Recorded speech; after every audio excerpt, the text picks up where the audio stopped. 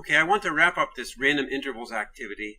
Alternatively, I've been calling it sensors because keep in mind the practical application. We can think of these intervals as one-dimensional sensors that can tell whether or not a certain point is within the interval that the sensor is located at. Each sensor corresponds to a length 1 that it can detect along. All right, so let's plan on finishing this up by the end of class on Tuesday, 7 November. That's maybe aggressive, but let's see if we can do it. All right, so I want to review the basic parameters. And I would like you to make your code have these same variable names. If you don't, you can change it fairly easily in Jupyter.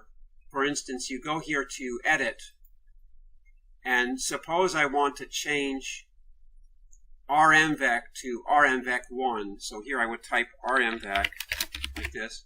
This tells me all the places that RMVec appears, and this gives me my proposed. So this gives me my proposed change. So you can examine that all these changes are the changes that you want to make, and then you can click Replace All down at the bottom. I'm not going to click it because my code is already okay, but you can click Replace All here. It's good to check and make sure that you're not replacing you don't want to replace. All right, so we'll just cancel that and go back to my document. All right, so that's how you can do your places. Sorry, that's not what I want. I want to go back here. So let's continue. So we're using density of points, length of interval, and number of unit intervals placed in the simulation as our basic parameters. We can calculate n as a function of that. And using these parameters, we can generate our simulation. PTVec is the number of vector of n uniformly generated random points. So those are the target points, and I'm going to refer to that by the symbol p. Then IVec is this representation of the different sets that are obtained when you place random intervals and intersect them with the set of points. This should be xm plus 1. That should be an intersect there, where xm are uniformly distributed random points. All right, so the IVec should have m entries corresponding to the m simulations that you place. Then UVec are the unique entries of IVec. You use the numpy unique function to do that. And remember that we're using UN64 to accommodate cases where we have a large number of points. Set count is the counts for each entry in UVec, and this explains how to get that using numpy unique. The zero count is the number of times that empty intervals occur. Now, in some simulations with high densities, for instance, you may get zero count as 0. So it's possible for zero count to be 0 or non-zero. And in your code, you should have an if statement. You should check your last entry of UVec. If your last entry of UVec is equal to UN64 of -1, then you know that zero count is not 0. And zero count should be then the last entry in set count. So again, you test the last entry of UVec. If the last entry of UVec is this value, then you'll have to go in and let zero count be this value, be the last entry in set count. Otherwise, zero count is just 0.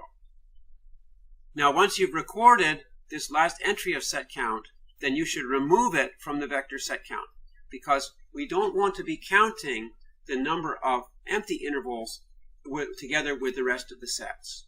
Okay? So that's a little bit tricky there, but I'm here to help, and I know several people have already succeeded in doing this, so make sure that you've got this correct. If you don't do this, then your histograms look funny, because you get lots and lots of empty intervals, and that skews the rest of your distribution.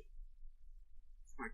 So then we want maxVec, which are the maximal sets in UVec, and we do this logical index procedure to select those. So I've talked about that. I think most people have this.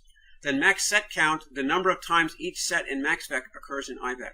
Now, I put stars here because if you haven't done these already, there's a description down here on how to do it.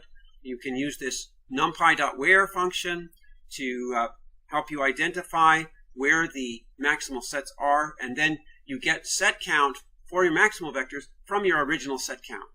All right, so that saves a lot of time. If you don't do it this way, if you use a loop instead, your code is going to take forever to run, and you won't be able to do all the simulations. We're doing lots and lots of simulations, so we need to have very effective, efficient code that runs very fast.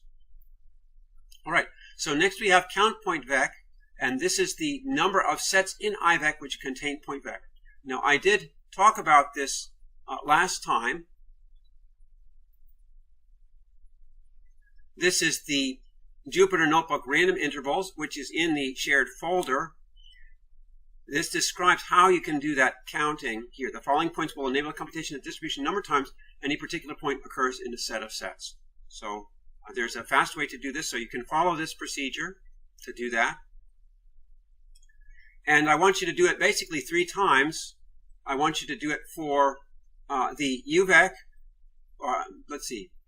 I want you to do it for IVEC, for UVEC, and for MaxVEC. So there's minimal change between these 3 counts.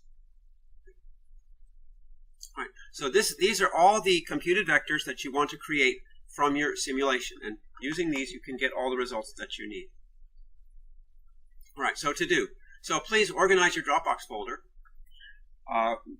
Put all your Bernoulli trials codes in a folder. It's kind of hard for me to look at your codes because I'm not sure which pertain to the current activity.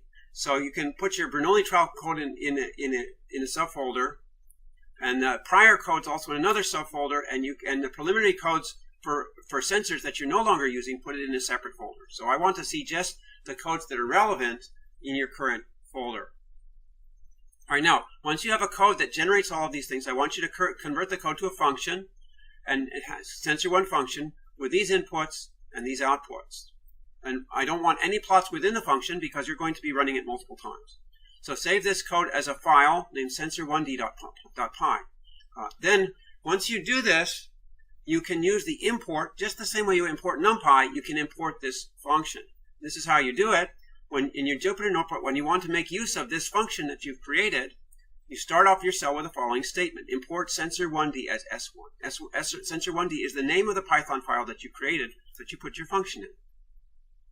Then within your Jupyter Notebook, if you want to refer to this sensor1 fun, you just use s1.sensor1fun. That's how you refer to sensor1 fun. So it's really cool that you can compartmentalize your code this way and treat it just the same way you use NumPy. So you can basically create your own NumPy.